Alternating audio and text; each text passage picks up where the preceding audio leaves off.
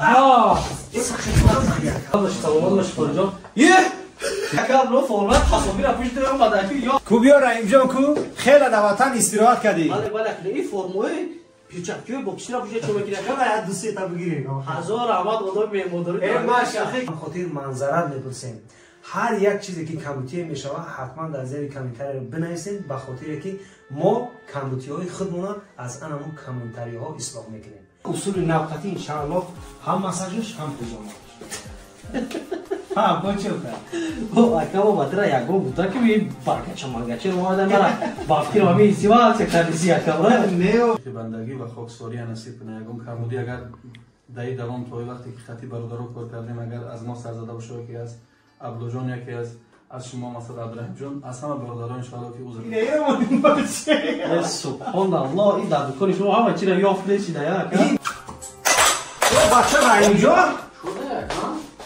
میرسونم همه از همه احترام خواهش میکنم در همین کامنتر در حق همه برادران دعا کنین شاید که دعای شما که از شما قبول گردد رحیم پروداکشن. السلام علیکم برادر جان، یک منوت وقتتون رو بگیرم برای پیشرفت کار ما یه لایک در ندارین دوستان عزیز. یک شرکت خوب برای هر یک شما توصیه میتونم، شرکت اکای محیدین برای گذشتن گرانیت برادران عزیز 400,000 پادپیس که در روی اکران هستین برادرها از همه احترامانه خواهش میکنم کسی که مرا حرمت عزت میکنه برای پیشرفت کار ما میتونه که به نام شرکت مراجعه کنین، چون که نمرش در روی اکران هست. اکای محیدین جان بهترین انسان یک ماشین 5 6 ماشین داره زیاده از 8 10 سال میشه که در روی انمی یوتیوب اکرانو در خدمت مردم برادران عزیز یک من 20 نفر رو این برادر را رکلام کردگن از اون جمله ما هم همکاری سر کردیم. از همه احترامانه خواهش میکنم کسی که از نام کانال رحیم پروداکشن میره این ان شاء الله که پیشروی کاری هر یک ما و شما میشه و کسی که مرا حرمت میکنه از همه خواهش میکنم به نام شرکت برین اینا نمرش در روی اکران ان شاء الله باوری دانو برادرها که سخن مرا در زمین میمونه حد اقل زنگ بزنین پرس نرخ نوا همه را نگاه کنید که چقدر انسان خوب انسان مهربان و انسانی هست که در لوبای جو که رفتی در نیم راه نمیموند. ان شاء الله که برد با صحت سلامت اول همه چی از جانب الله میشود، فقط ایو سببگار برادران عزیز. خداوند نگهبان هر یک ما شما باشد، با شرکت محیدین باشین. مرحمت نمیر در روی اکران رفتیم. السلام علیکم و رحمت الله و برکاته با کل اون افرادی که این لحظه نوار نوبتی ما را از شهر مسکو تماشا کردین.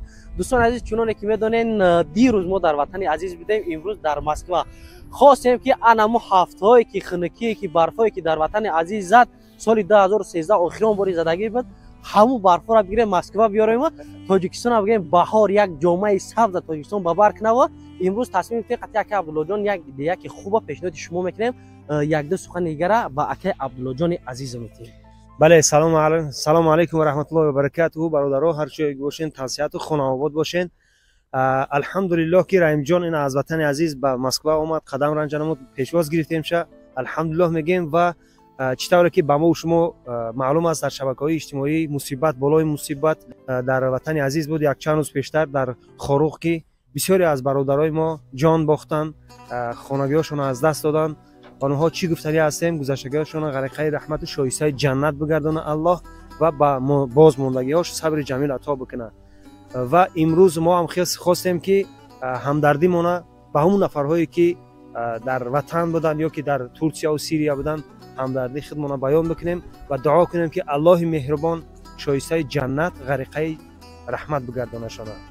بله برادران چقدر که اکا عبدالله جان گفت یک گپ دو بار تکرار کردن شرط نیست. ما هم در گپای اکا عبدالله جان شریک هستیم در غم برادرانی که در این آفت‌های طبیعی جان از دست دادن برادران. از همه شما احترام خواهش میکنم که یگانه با شخصیت‌هایی که جان از دست دادگیان برادران پول و مال دیگر نه در حقشون یک هفته در کامنتر بهترین میشه و با نزدیکانشون صبر جمیل خوانیم. خداوند دیگر این خیلی مصیبت ها را در وطن عزیز در تمام دنیا دیگر نبینیم، اول و آخر شود دوستان عزیز. و بین امروز کمتر ایخشبختی ایخسندی گپ زنیم برای که هر یک نواری میکنیم یک اپلیکیشن از کانال رحیم پروداکشن میاد میبینین زیغ میشه که با یک از یک نیازمند یک چیز دوستان عزیز.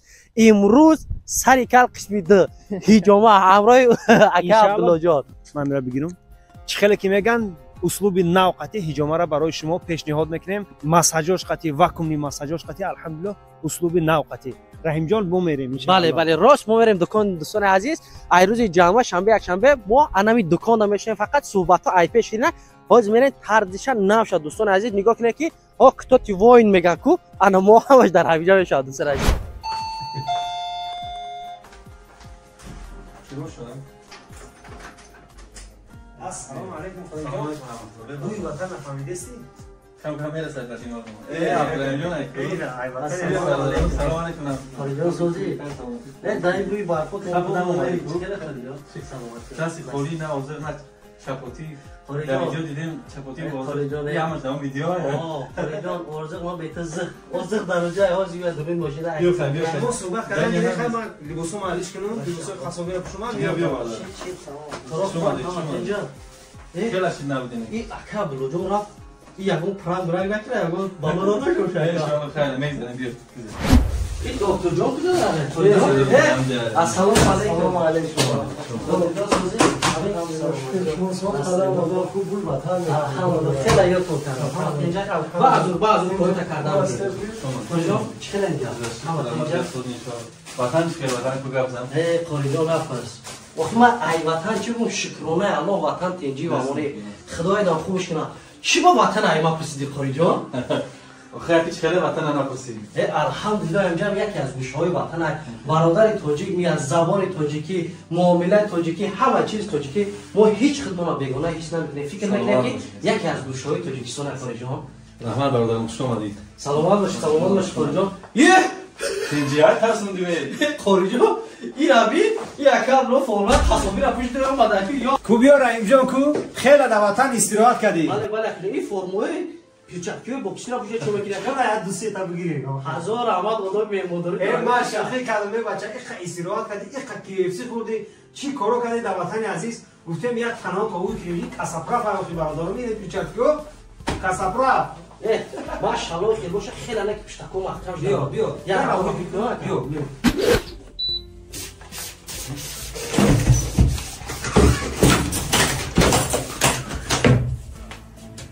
خالی جان آدابه این رحیم جان در کجا شنانده؟ فکرو باشکا دایی باشکای نمیده دیگه کار داره نه نجا ها باشکای دیم ده دایی نجا مونده اوشیان گرم میگذاری در بلندی ها گذار این بالا نشنون نیشکو اکم ناجان چی خیلی میگه کو ما اکوی بلدی با اون پاسیلا بزیبا کو ای بارکالله بهترین برادرها خیلی کم شوخی کرده گم میزنه که یک لحظه هم باشه تماشا کنه و وقت خوش شما اکم ناجان بله یا لگ یک کمیتر در این مداره علی خیلی راحت اینه هر کنی گفت چه اکم ناجان با خودت گرد داری برا بهترین ها شد بعد از این سردی ها انا همه اینم برفی ها خلیکه وطن در انا اینجا میبرونه بعد این کمپوتی که ایده برف گرفتی خوردی ماشاءالله هم پسندیده با باور که به حد خوبه برادر جان شنیده که باید مانند دیدن اینجا راحت هیچ نمیکنیم روی پیش بدرو توصیه میتونم که انشاءالله راحت میکنیم و بیر اینجا نیخش با حال همین امور رو بر وقت ترک نکردیم مهمان بیو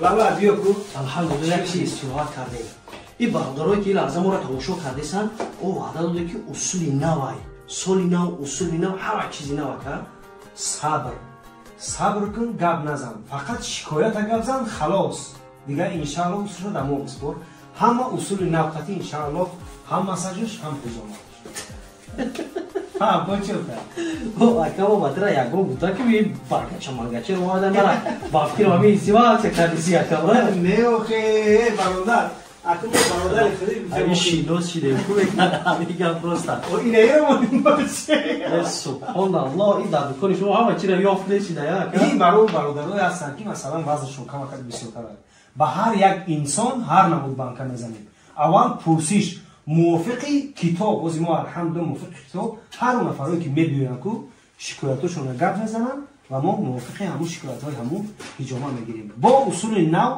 مساجاش قطعی ماشاءالله این خیلی باشه شکایت ما ایام از خانواز از میون در میدونم که در غریبی کتاب بیو کو از خانواز بیو ها اینا ماشاءالله اینا طبق همون کسایی گفتگی اینا برادرم ان شاء الله همین کتاب میبینیم اینا شما راضی بیو تمام اکا ما اخلاص کردم میگم اخلاص بعد باوری اخلاص خلاص میگم ها بودرس خوب تمام ان شاء الله اون نمود نمیره واکا خورو یک بار میشوه سرکا نه سرکا دوله چطوره که در ما بود بعد از باشگاه حتما مساج اپارات میشود یکم مساج برای نفرانی که عصب‌هاشون خراب است با همین اپارات ما میتوانیم که عصب‌هاشون مساج بدیم.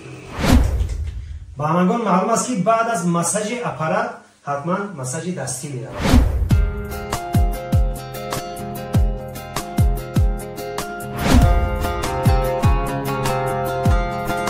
اصولی نوعی که ما گفتیم این با واکوم مساج با رزین میشود با بانکای رزین میشود به خاطری که با پلاسماس بانکای پلاستماسی میکردیم همین ستون‌هایی که شما میبینید همه داغمن میشدن و این خاطر اکنون ما با پلاستماس نمیکنیم با بانکای رزینی میکنیم.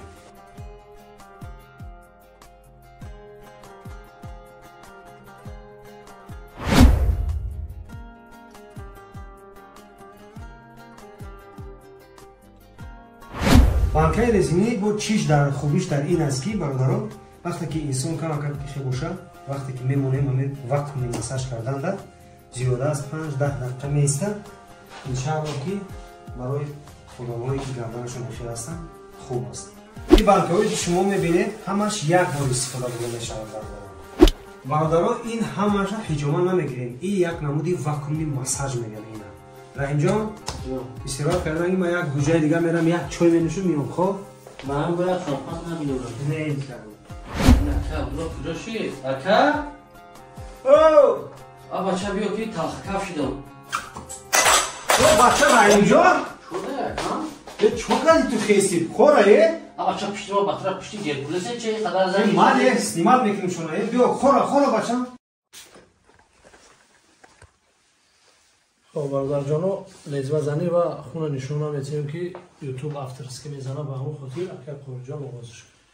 أعوذ بالله من الشيطان الرجيم هو الله الذي لا إله إلا هو عالم الغيب والشهادة هو الرحمن الرحيم.